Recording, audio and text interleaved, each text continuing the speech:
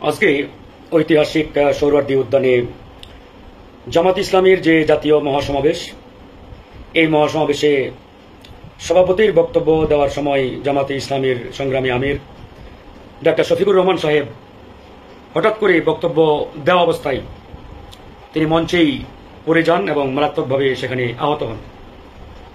তো আজকে মূলত এই বিষয়টি নিয়ে মারাত্মক রকমের একটি গ্রুপ ট্রলে মেতে উঠেছে, যেটাকে আমি বলি রাজনৈতিক অশুভ একটি প্রতিযোগিতা। এটাকে আসলে প্রতিযোগিতা বলা যায় না, এটাকে বলে একটা অশুভ নোংরামি।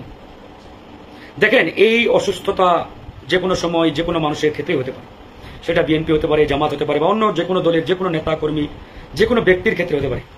কিন্তু একজন মানুষকে আপনি যে নোংরামির মাধ্যমে আজকে ট্রলে মেতে উঠেছেন, যদি কারো ন্যূনতম বিবেক বোধ থেকে থাকে, ন্যূনতম সেন্স অফ হিউমার যেটাকে বলে থেকে থাকে, এটা করার কথা নয়। তবে অবাক করার বিষয়, এই বিষয়টি বড় বড় দলের অনেক নেতাকেও দেখলাম, তারাও এক মারাত্মক রকমের আওয়ামী নোংরা খেলায় মেতে উঠেছেন। আওয়ামী লীগ যেভাবে এরকম নোংরামিতে মেতে উঠতেন, তারাও ঠিক একই কায়দায় একইভাবে সেই নোংরামিতে মেতে উঠেছেন। আজকে আমি নিজে সেই মঞ্চে উপস্থিত ছিলাম। আমরা গণ অধিকার পরিষদের পক্ষ থেকে 3 জন প্রতিনিধি সেখানে ছিলাম। সেখানে বাংলাদেশের প্রত্যেকটি মোটাদাগি রাজনৈতিক দলের শীর্ষ নেতারা উপস্থিত ছিলেন। প্রত্যেক দল থেকেই সেখানে বক্তব্য রাখা হয়েছে। সবার শেষে যখন জামাত ইসলামীর সংগ্রামী আমির ডাক্তার শফিকুর রহমান সাহেব বক্তব্য দেওয়া শুরু করেন, ঠিক তখনই তিনি মারাত্মকভাবে সেখানেই পড়ে গিয়ে আহত হন। এমনি একজন বয়োজ্যেষ্ঠ মানুষ টানা 3-4 ঘন্টা সেখানে একটা ভাবসা গরমের মধ্যে থাকাটা অত্যন্ত কঠিন এবং জটিলও বটে।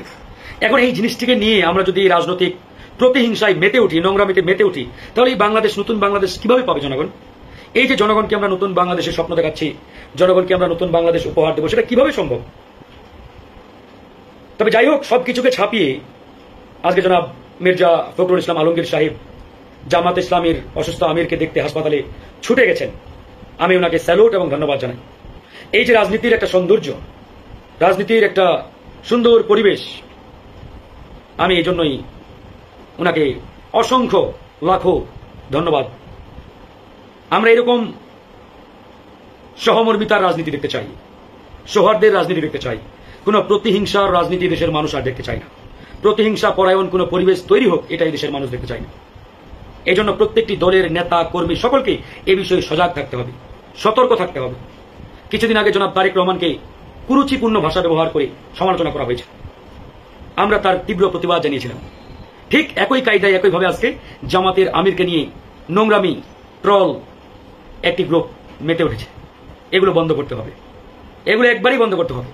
আমাদের মধ্যে রাজনৈতিক মত পার্থক্য থাকবে, মত বিরোধও থাকবে, কিন্তু সেটা প্রতিহিংসার বশবর্তী হয়ে মারামারি, হানাহানি, নোংরামিতে যাতে পরিণত না হয়, সে বিষয়ে খেয়াল রাখতে হবে। আমাদের রাজনৈতিক লক্ষ্য উদ্দেশ্য একবারই পরিষ্কার করতে হবে, পরিষ্কার রাখতে হবে।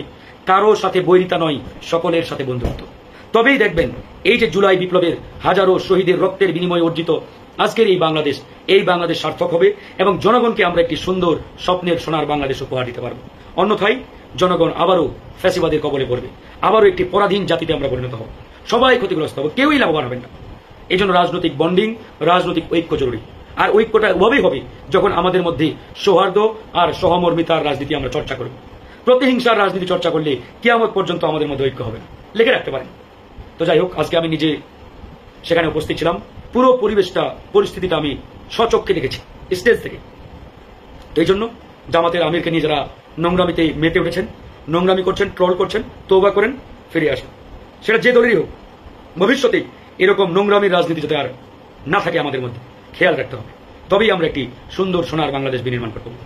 ভালো থাকবেন, আল্লাহ হাফেজ।